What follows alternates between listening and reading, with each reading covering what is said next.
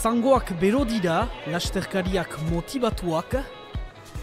Fos plazatik partiturik Dorimane Loitzune eta Hondarribia arteko erdi maratoia baldintza honetan iraganda atzo goizian.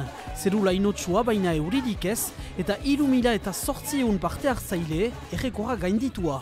Zakit moda den edo, kriston jendea horbildu da, 3 hilabetez dortxal guztiak joan dira, eta orainik sartzen altzien gehioz eta jende asko deitu digute. Berezitasuna da pasatzea ipagaletik ualdera, ez dira asko olakorik.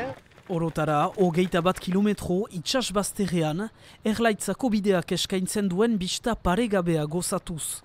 Badu 25 urte Urdioko Arraun elkarteak lasterketa hau antolatzen duela Hondarribia kirol taldearekin.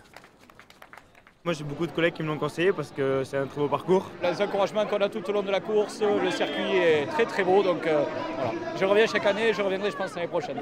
Helmuga Hondarribiko alde zaharrean beti momentu ikusgarria izaiten da, irabazleak Auvergne eskualdeko lasterkari batek oren bat eta 9 minutu eman ditu, Nerea Egia Larrinaga lehen emazteak oren bat eta 24 minutu.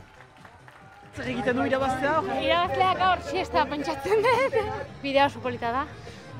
Gora bera haizeak jotzen du, baina gainontzean jendea dago, giroa dago.